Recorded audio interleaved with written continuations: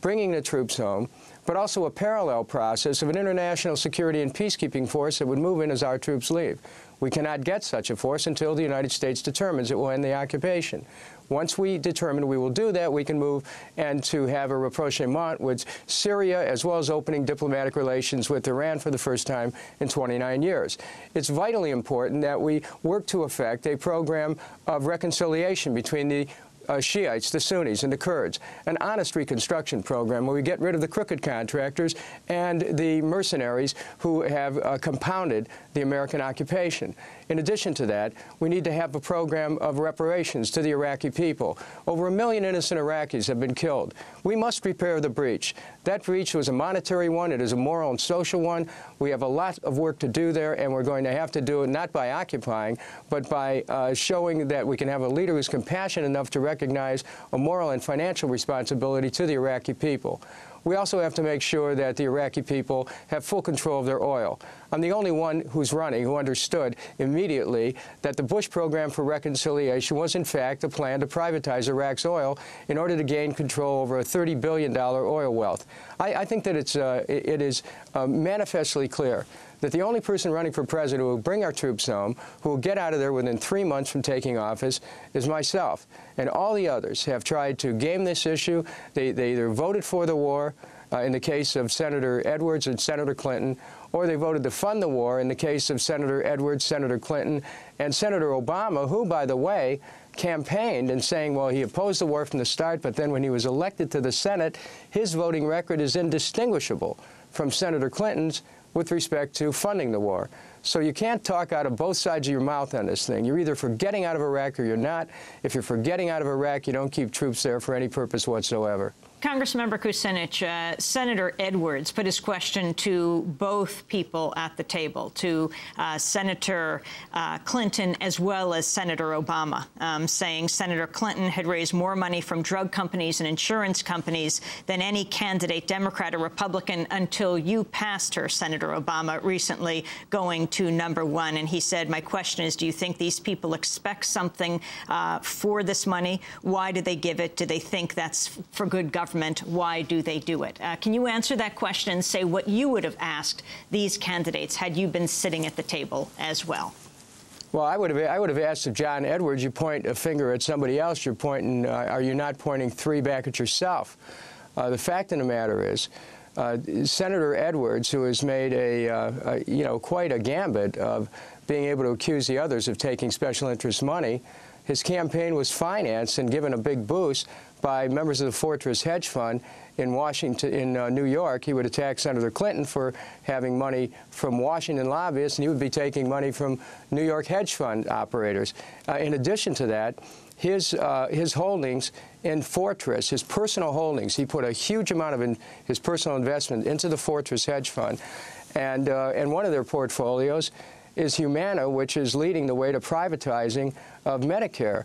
Now, since Senator Edwards, you are advocating private accounts, that people essentially be forced to buy, mandated, private insurance, it seems to me that would benefit Humana and increase the value of their position in Fortress. I think we need to have an understanding here that the larger issue is public financing. All these people who are running for president are good people, but we have a system it's a bad system. It requires people to do the kinds of pirouettes and gymnastics to make it appear that they're pure and chaste while their opponents are not. The truth is that the whole system's rotten, and that only public financing, a constitutional amendment which would overturn Buckley versus Vallejo, will rescue our politics from private control. Until then, we're going to continue to see our politics in America be as an auction, where policy is sold to the highest bidder. Congressman Kucinich, we have to break. When we come back, the question is on military recruiting. Today, our listeners and viewers are hearing and watching what the debate would have looked and sounded like if Congressmember Kucinich was a part of this debate with the Democratic candidates Clinton, Obama, and Edwards. Stay with us. Election time's coming. Who you gonna vote for? If I was president, I'd get elected on Friday, assassinated on Saturday, buried on Sunday, they go back to work on Monday. If I was president, if I was president, if I was president, yeah. Instead of spending billions on the war, I can use that money so I can feed the poor, 'cause I know some so poor. When it rains, that's when they shower, scream and fight the power. That's when the vulture devours. If I was president, I get elected on Friday. Wycliffe Jean singing If I Were President. Here on Democracy Now!, democracynow.org, The War and Peace Report. I'm Amy Goodman as we break the sound barrier, including Congressmember Dennis Kucinich in the Democratic presidential debate that took place last night in Las Vegas. We now turn to a question asked by Tim Russert, host of NBC's Meet the Press.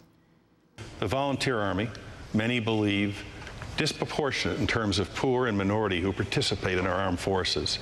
There's a federal statute on the books which says that if a college or university does not provide space for military recruiters or provide a ROTC program for its students, it can lose its federal funding. Will you vigorously enforce that statute? Yes, I will. You know, I think that the young men and women who voluntarily join our all-volunteer military are among the best of our country. I want to do everything I can as president to make sure that they get the resources and the help that they deserve. I want a new 21st century GI Bill of Rights so that our young veterans can get the money to go to college and to buy a home and start a business. And I've worked very hard on the Senate Armed Services Committee to, try to make up for some of the negligence that we've seen from the Bush administration. You know, Tim, the Bush administration sends mixed messages. They want to recruit and retain these young people to serve our country, and then they have the Pentagon trying to take away the signing bonuses when a soldier gets wounded and ends up in the hospital, something that, I'm working with a Republican senator to try to make sure never can happen again. So I think we should recognize that national service of all kinds is honorable and it's essential to the future of our country. I want to expand civilian national service, but I think that everyone should make available an opportunity for a young man or woman to be in ROTC, to be able to join the military, and I'm going to do everything I can to support the men and women in the military and their families. Of the top 10 rated schools, Harvard, Yale, Columbia, Stanford, they do not have ROTC programs on campus, should they? Well, there are ways they can work out fulfilling that obligation, but they should certainly not do anything that either undermines or disrespects the young men and women who wish to pursue a military career. Senator Obama, same question. Will you vigorously enforce a statute which says colleges must allow military recruiters on campus and provide ROTC programs? Yes. One of the striking things as you travel around the country, you go into rural communities and you see how disproportionately they are carrying the load in this war in Iraq as well as Afghanistan. And it is not fair. Now, the volunteer army, I think, is a way for us to maintain excellence. And if we national service program that is tied to my tuition credit for students who want to go to college. You get $4,000 every year to help you go to college. In return, you have to engage in some form of national service. Military service has to be an option. We have to have civilian options as well, not just the Peace Corps, but one of the things that we need desperately are people who are in our foreign service, who are speaking foreign languages, can be more effective in a lot of the work that's going to be required that may not be hand-to-hand combat, but is going to be just as critical in ensuring our long-term safety and security. This statute's been on the book for some time, Senator. Will you vigorously enforce the statute to cut off federal funding to school that does not provide military recruiters and a ROTC program? Yes, I will. Congressmember Kucinich, would you? Absolutely not. Our society's being militarized, and part of the problem is NBC, which, as a partner defense contractor through the